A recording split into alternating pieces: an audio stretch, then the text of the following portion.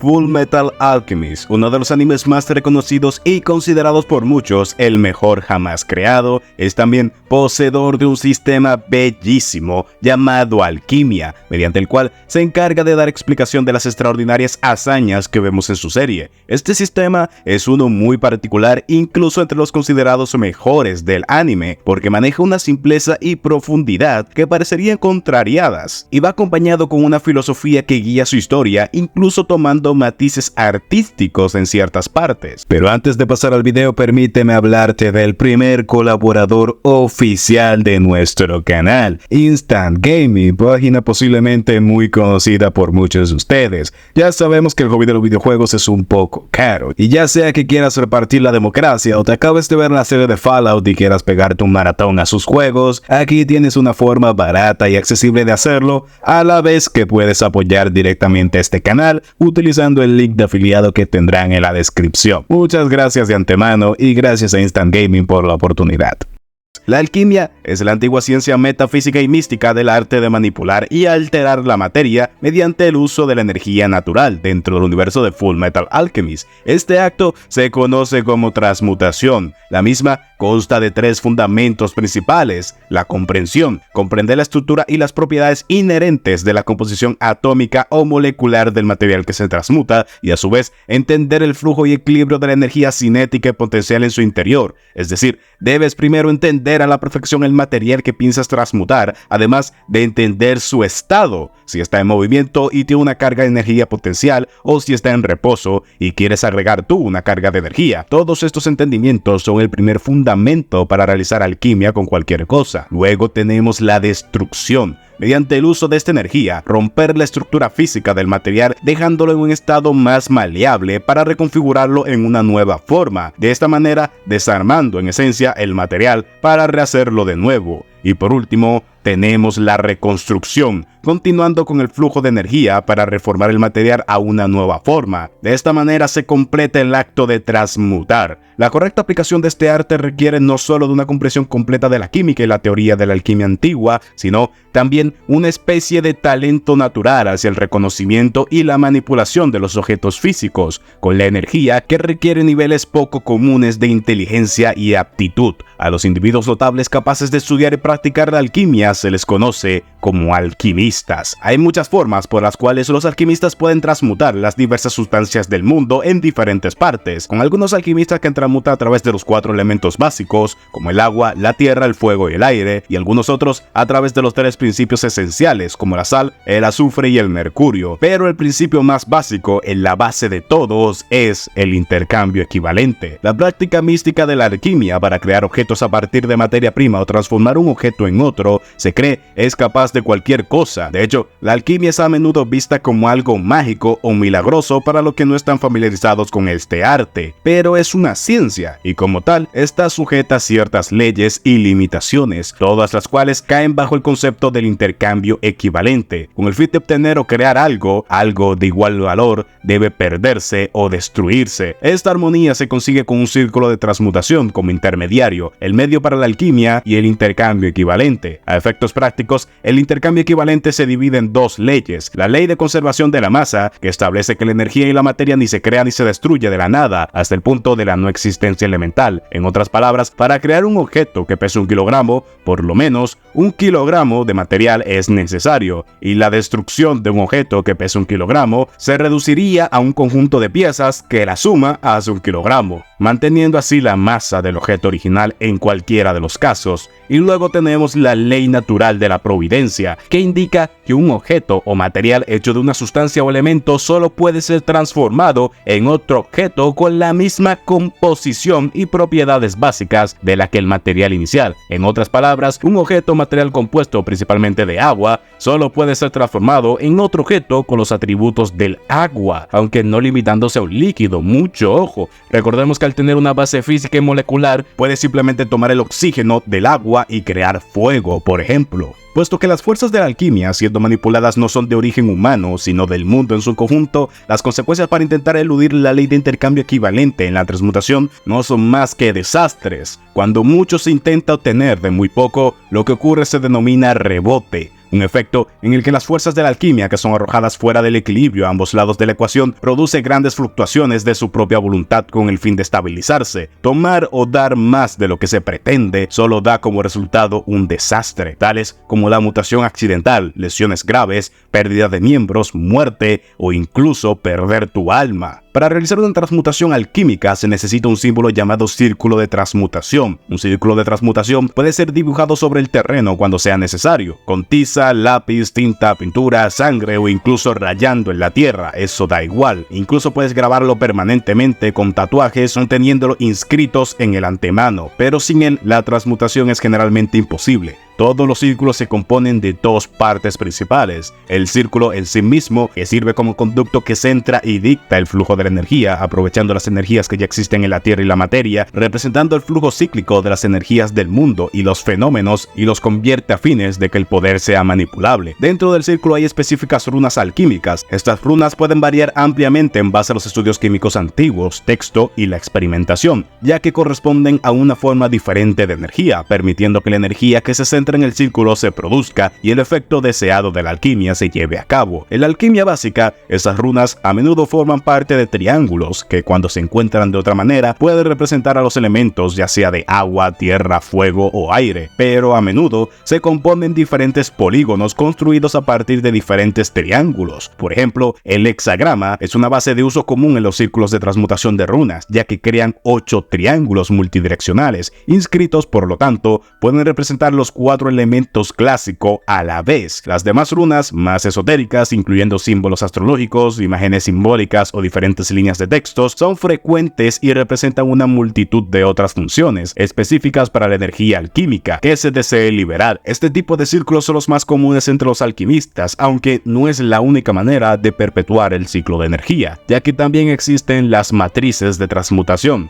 La matriz de transmutación es similar a un círculo de transmutación, ya que se utiliza para hacer circular la energía utilizada en una transmutación. Sin embargo, a diferencia de un círculo de transmutación, las runas no se limitan a la longitud o la circunferencia, y el círculo puede estar solo como pequeño aspecto de su función. En algunos casos, una gran transmutación puede incluso no ser un círculo en absoluto, sino diferentes conceptos que logren la misma circulación de energía. Las matrices de transmutación se encuentran a menudo como tatuajes en el cuerpo de alquimistas, debido a la forma del cuerpo humano. También es posible que el carácter no cíclico de las matrices de transmutación amplifiquen la etapa de destrucción de la alquimia, ya que se ven que, por ejemplo, el tatuaje en el brazo de cicatriz potencian enormemente esta facultad, pero ya hablaremos de esto. El origen de la energía que impulsa la alquimia varía entre anime y manga, y de hecho, dependiendo de quien lo explique incluso. En el manga, la alquimia se dice que se les ha enseñado a los amastrianos por más de 350 años antes del inicio de la serie, por un misterioso hombre conocido como el filósofo del Oriente, y es explicada al aprovechar la energía diastrófica que se libera del movimiento y colisión de las placas tectónicas en lo profundo de la corteza terrestre. Por decirlo de una manera más filosófica, el movimiento del mundo sería lo que perpetuaría la energía alquímica y por lo tanto lo que la permite. Los profesionales de la alcaestria, por otro lado, entienden la alquimia de otra manera y son capaces de sentir que la fuente del poder de la alquimia no es energía diastrófica, sino algo más parecido al movimiento de muchos seres humanos o almas, sugiriendo que los orígenes de la alquimia pueden ser en realidad bastante siniestros. También se pone de manifiesto al final de la serie que, aunque la energía de la Tierra no existe como tal, la alquimia de Mystris en realidad sería alimentada por la piedra filosofal que se alimenta a través de la red nacional de tubos subterráneos del cuerpo de Padre, en la Tierra, entre la superficie y la corteza que actúa como barrera entre los alquimistas amastrianos y la verdadera energía. Además, la antigua nación de Xerxes parece haber tenido también conocimiento avanzado de alquimia, pero puede ser diferente fuente de la comprensión amaestriana contemporánea. En el anime de 2003 se explica que los alquimistas que intentan crear objetos fuera de su ámbito de competencia quedan exhaustos,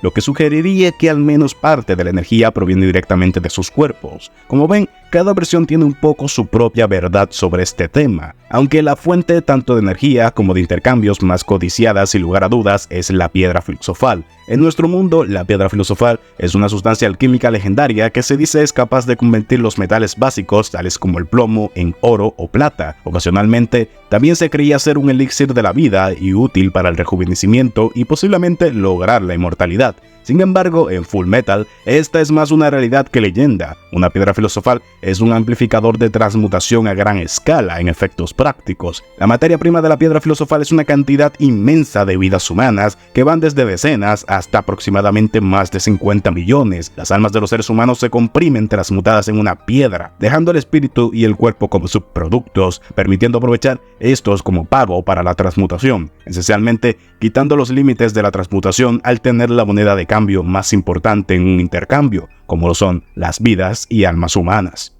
Así que perfecto, con esto tenemos las bases del sistema, tenemos una utilidad que es la transmutación, tenemos un medio como lo son los círculos de transmutación y tenemos un método energético que, aunque variante en forma en las diferentes versiones, consistente en necesidad para el intercambio equivalente. La alquimia es un sistema tan hermoso porque solo necesita estos tres pilares, a diferencia de otros referentes como el Nen, no requiere un amplio conocimiento inicial para entenderlo correctamente. Sin embargo, sí que requiere bastante atención si quieres profundizar en el mismo. Aunque una de las maravillas de la alquimia es que, aunque simple en principio, siendo en teoría solo un intercambio de transformación a cambio de otra cosa, tiene una profundidad tremenda, y solo con un concepto fundamental como lo es el intercambio equivalente, engloba tantos matices que es capaz de sostener en su sistema que Roy dispare rayos de fuego, que Cicatriz pueda destruir todo lo que toca, o incluso que un ser cambie constantemente de forma. Obviamente no cubriré todos los usos alquímicos vistos en la serie, pero hablaré de los que me parecen más extraordinarios para mostrarle cómo todos se mantienen en perfecta armonía con su sistema. Primero hablemos del caso más extraordinario a primera vista y diría que es Envy.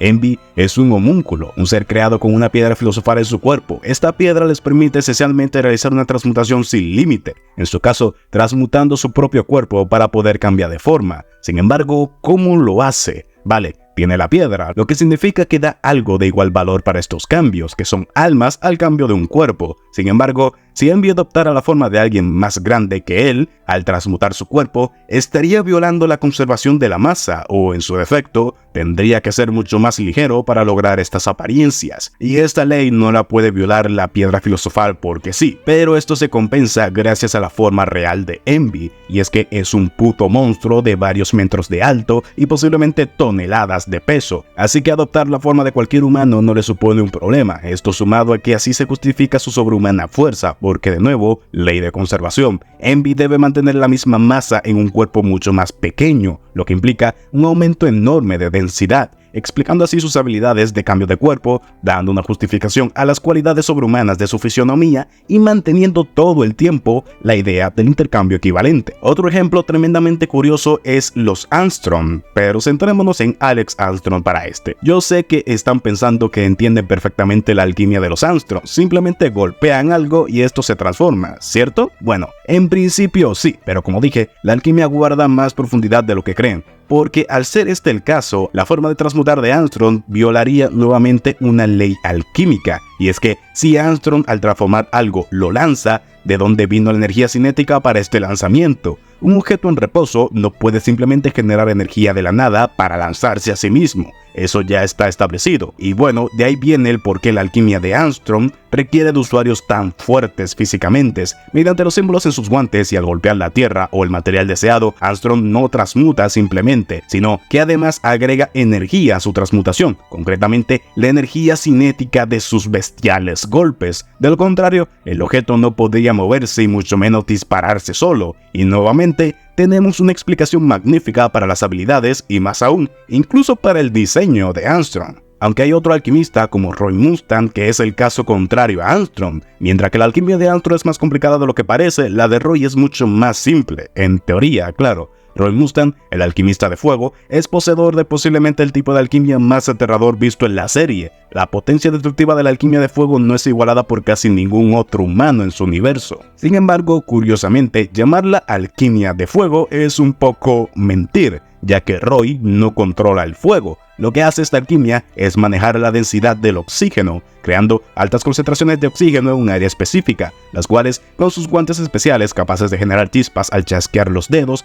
provoca un efecto en cadena que dan como resultado las explosiones. Por eso también la alquimia de Roy es tan rápida y controlada, ya que básicamente canaliza el oxígeno en líneas particulares hasta un punto de mayor concentración, lo que hace parecer que está disparando rayos de fuego con sus manos. Al igual que con Armstrong, este guarda los círculos de transmutación en sus guantes. De hecho, es incluso aterrador lo poderosa y simple que es la alquimia de Roy Mustang, ya que esta realmente no altera de forma excesiva ningún elemento. Además de ser la alquimia más poderosa, es posiblemente de las que menos energía consumen, ya que esta no cambia la masa o la energía del oxígeno, por lo que realmente Roy no debe dar nada, ya que lo único que hace es una transmutación básica, deconstruyendo y reconstruyendo las moléculas en formas más densas y focalizadas, algo parecido a Edward con su brazo mecánico, el cual no le agrega nada al brazo como tal, solo lo reconstruye en otras formas, por lo que puede practicar esta alquimia sin un verdadero costo de material, solo con el costo de energía inherente al arte de la alquimia. Y bueno, una última explicación sobre un caso particular, y es Cicatriz. Cicatriz realmente no transmuta nada como tal, sino que, auxiliado de la matriz de alquimia en su brazo, se limita a emplear la desconstrucción en su máxima expresión. Como tal, no es una alquimia completa, ya que no está transmutando, como ya mencioné,